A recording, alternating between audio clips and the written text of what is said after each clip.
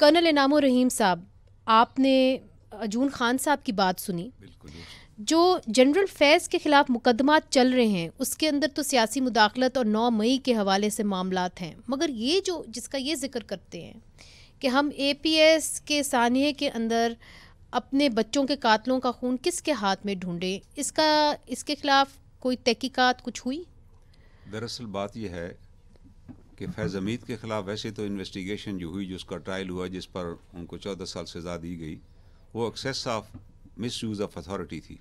کہ جو مین ان پہ اوفینس ہے وہ مس یوز آف اتھارٹی ہے، کہ مس یوز آف اتھارٹی کس طریقے سے انہوں نے کی اور کس طریقے سے ایک پرائیویٹ بلڈر کو ابڈکٹ کیا گیا اور کس طریقے سے اسے پلنڈر کیا گیا اور پھر کوئی کارروائی بھی نہ ہوئی، جبکہ وہ matter was very well in time reported. اب دیکھا جائے تو یہ جو احتساب کا عمل ہے یہ بڑا ضروری ہے ابھی کسی بھی قوم کے لیے. Accountability and equality before the law is the basic requirement of any society. At least وہ آدمی جس نے ایک نیشنل ادارہ ہے ISI جس کی بڑی کنٹریبیوشن ہے، اس کے اندر اپنا ایک مافیا بنایا ہوا تھا اور اس مافیا کے ذریعے he was running a parallel ایک مافیا گروپ چلا رہا تھا، اور اس گروپ نے کس طریقے سے لوگوں کو پلنڈر کیا، لوگوں کے اثاثے لوٹے اور کس طریقے سے ایک بڑی شرمناک صورتحال ہے. میں سمجھتا ہوں کہ پریزنٹ رجیم کا یہ بڑا اہم فیصلہ تھا کہ اس کا ٹرائل کیا جائے چاہے جو مرضی ہو جائے. دیکھا جائے تو Faiz Hamid was the pillar of the establishment. اگر اس کو ٹرائل پہ لایا گیا تو یہ ایک بہت بڑا میسج دیا گیا کہ باقی لوگوں کا بھی ٹرائل ہوگا اور ہونا چاہیے. ہوس ایور از ریسپانسیبل، جس کی لیب سے جو بھی واقعہ ہوا ہے کہ اگر وہ سیکورٹی لیب سی تو اس کی رسپانسبلٹی فکس ہونی چاہیے. تب جا کے ان پیرنٹس کو، ہم ان کے ساتھ ہیں، ان کا دکھ ہمارا دکھ ہے، پوری قوم کا یہ دکھ ہے. اتنے بچے ہمارے شہید ہو گئے جو بڑے پرامزنگ جن کا فیوچر تھا، تو ان کو بھی تسلی اس وقت ملے گی جب ان قومی مجرموں کو کٹہرے میں لایا جائے، اور لایا جانا چاہیے. یہ ابتدا ہے، میں سمجھتا ہوں فیض حمید کا ٹرائل جو ہے ابتدا ہے، بگننگ ہے، اور بھی آپ دیکھیں گے بے شمار چیزیں آپ کے سامنے آئیں گی. سینیٹر عفنان صاحب، یہ جو آج کے دن بیانات دیے جاتے ہیں، مگر 5 سال تک اگر آپ عملی طور پہ دیکھیں تو ان کے کیسز میں کچھ بھی نہیں ہوا. سپریم کورٹ کے اندر یہ معاملہ 5 سال سے اٹکا ہوا ہے اور کمیشن کی رپورٹ بھی وہاں پہ ہے. کم از کم وہ کمیشن کی رپورٹ تو شائع کی جانی چاہیے تھی، جو کہ میاں نواز شریف نے بھی کہا تھا چارٹر آف ڈیموکریسی میں کہ کبھی کوئی کمیشن کی رپورٹ شائع نہیں کی جاتی، میں تو کارگل کے اوپر کمیشن بناؤں گا، اس کی رپورٹ نکالوں گا. ایسا کچھ بھی نہیں ہوا. اب مجھے بتائیے، جس طرح کرنل انعام الرحیم صاحب کہتے ہیں کہ جی یہ ابتدا ہے، تو آپ کیا سمجھتے ہیں کہ یہ دائرہ کار بڑا ہوگا اور کیا اس دائرہ کار کے اندر جنرل باجوہ بھی آ سکتے ہیں؟ جی بسم اللہ الرحمن الرحیم. دیکھیں بات یہ ہے کہ یہ جو احتساب کا عمل ہے یہ ایک بڑا بہت اچھی ایک کاوش ہے جو حکومت ہے اس کی طرف سے، اور جو اسٹیبلشمنٹ میں لوگ بیٹھے ان کی طرف سے بھی. اس کی وجہ یہ ہے کہ اس سے پہلے ہمارے ملک میں کوئی احتساب نام کی چیز ہی نہیں تھی کچھ پوزیشنز کے لیے، جن میں ایک DGI بھی ہے. تو یہ ایک ابتدا ہے جس کے تحت آپ لوگوں کو یہ بتا رہے ہیں کہ آپ نے قانون کو فالو کرنا ہے. آپ جو ہے وہ جو مرضی مادر پتر آزاد گھوم رہے ہیں، جو مرضی تو نہیں آپ کر سکتے نا. تو یہ اس طرف ایک ہے. اب جنرل باجوہ کا جہاں تک تعلق ہے، وہ تو دیکھیں اگر تفتیش ہو اس میں کوئی سیاستدان آتا ہے، کوئی جج آتا ہے، کوئی جرنل آتا ہے، یا کوئی میڈیا کا بندہ آتا ہے، کسی کو ایک کو بھی نہیں چھوڑنا چاہیے. میں آپ کو بالکل یہ آپ اس کو کسی ایک اس کے اوپر وہ نہ کریں ایک گروپ پہ. ہمیں یہ جو ٹرائبل مائنڈ سیٹ ہے اس میں سے باہر نکلنا پڑے گا. یہ ہمارا ایک ٹرائبل مائنڈ سیٹ ہے. کیا چاہتی ہے کہ یہ کس حد تک دائرہ کار بڑھایا جائے، وسیع کیا جائے؟ دیکھیں میاں محمد نواز شریف صاحب نے ابھی ریسنٹلی جب آپ یاد ہے اپنی انہوں نے اسٹیٹمنٹ دی ہے، تو وہ یہ چاہتے ہیں کہ یہ جو پروجیکٹ عمران خان جو لے کے آئے ہیں لوگ جنہوں نے کیا ہے ایگزیکیوٹ، ان کو جو ہے اس کا جواب دہ ہونا چاہیے. کیا اس کے اندر جنرل فیض اکیلے تھے؟ نہیں، اکیلے کیسے ہو سکتے ہیں؟ آپ اچھی طرح آپ کو بھی پتہ ہے 3 ریٹائرڈ سارے کے سارے میڈیا کو بند کر کے جو ہے وہ عمران خان صاحب کے چلائے جاتے تھے. آپ کو پتہ ہے نا. پھر وہ جو اشتہارات تھے ان کے پیمنٹ کہاں سے آتی تھی، یہ سارا کچھ جو ہے سب کو پتہ ہے. 3 ریٹائرڈ آفیسر بھی DG ISPR کی پریس ریلیز کے مطابق 15 اگست 2024 کو اریسٹ ہوئے تھے جنرل فیض کے ساتھ. کیا ان کا آپ کے پاس کوئی انفارمیشن ہے کہ ان کی کس حد تک مداخلت تھی یا انوالو تھے؟ دیکھیں مجھے یہ پتا ہے کہ ان کا ایک گروپ تھا، یہ ایک بندے کا کام نہیں تھا، اور یہ گروپ بھی بہت بڑا گروپ تھا، یہ کوئی چھوٹا گروپ نہیں تھا. اور انہوں نے مل کے جو ہے کہ یہ بالکل ایک مافیا سٹائل بنا لیا تھا.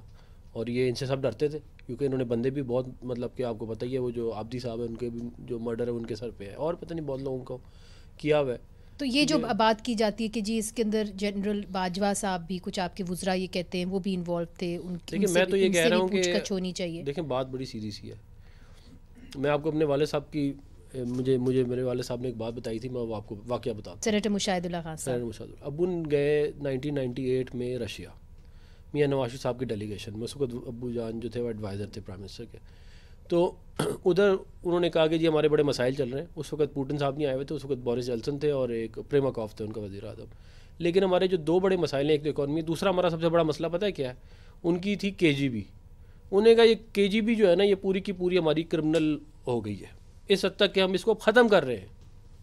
ہم اس کو ختم کر کے ایک نئی آرگنائزیشن بنا رہے ہیں جس کا نام ہے FSB، جو اب ایگزسٹ کرتی ہے۔ کیونکہ اگر آپ نے دیکھیں نا، اگر یہ تو ایک وائرس ہے، یہ تو ایک وائرس کی طرح پھیلے گا۔ آپ دیکھیں نا، اگر ان کو آپ DGC پہ روک لیتے تو یہ جو ابھی ہوا یہ نہ ہوتا۔ تو یہ جو آپ نے باقی سب کو کیا میسج دیا کہ آپ جو مرضی کریں، آپ کو پھر بھی پروموشن مل جائے گی، تو یہ تو امجد خان نیازی صاحب، اب کچھ لوگ یہ کہہ رہے ہیں کہ جی یہ شروعات ہے اور اس کے بعد جو مداخلت ہے فوج کی وہ سیاست میں ختم ہو جائے گی۔ کیا آپ سمجھتے ہیں کہ یہ شروعات ہے اور ایک جو لمبی طویل مداخلت کی ایکیوزیشن لگتی رہی ہے کہ جی رہی ہے، جس طرح جنرل باجوہ صاحب بھی کہتے رہے ہیں اپنی سٹیٹمنٹس کے اندر، وہ ختم ہو جائے گی؟ اللہ کرے کہ یہ شروعات جو ہے وہ اپنے منطقی انجام تک پہنچے، کیونکہ ہم تو پہلے دن سے یہی کہہ رہے ہیں کہ رول آف لا ہو اور ہر ایک کو اپنے ڈومین میں رہتے ہوئے جس کا کام ہے وہ اپنے حساب سے کرے۔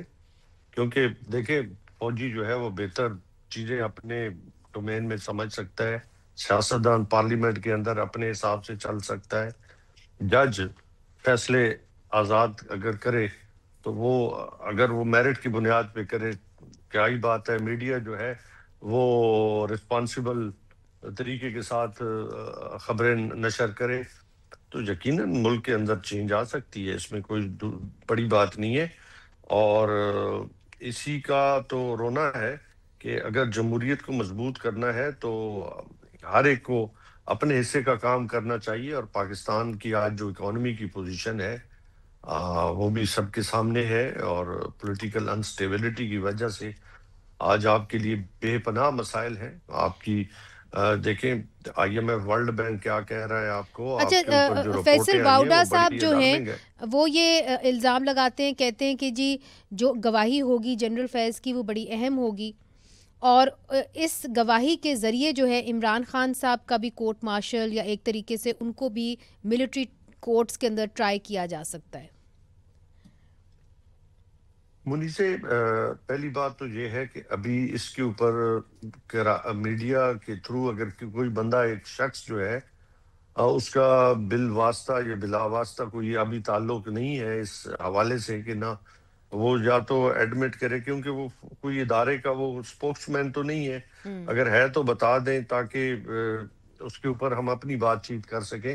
ایک ادارے نے اپنے ادارے کے وابستہ شخص کو سزا اور جزا کے عمل سے گزارا ہے، تو اس کے بعد اگر آپ کو جس طرح کرنل صاحب نے کہا ہے کہ ان کو مس یوز آف پاور پہ ابھی سزا ہوئی ہے، باقی چیزیں اگر کوئی ہوں گی تو اس کے اوپر تبصرہ تبھی کیا جا سکتا ہے کہ جب کوئی بلیک اینڈ وائٹ میں آپ کے پاس پیپرز آتے ہیں، آپ کے سامنے کچھ چیزیں آتی ہیں، تو بالکل ہم اس کے اوپر تبصرہ بھی کریں گے اور اس کو فارن اگینسٹ اس کے اوپر بحث بھی کر سکتا ہے بندہ۔ جی، آئی تھنک یہی بہت بڑا سوال ہے کہ جو فیض حمید کے خلاف اس وقت تحقیقات ہو رہی ہے، سب کہہ رہے ہیں کہ اس کا دائرہ بڑھے گا، کس حد تک بڑھے گا اور کس کس کو اپنی لپیٹ میں لے گا۔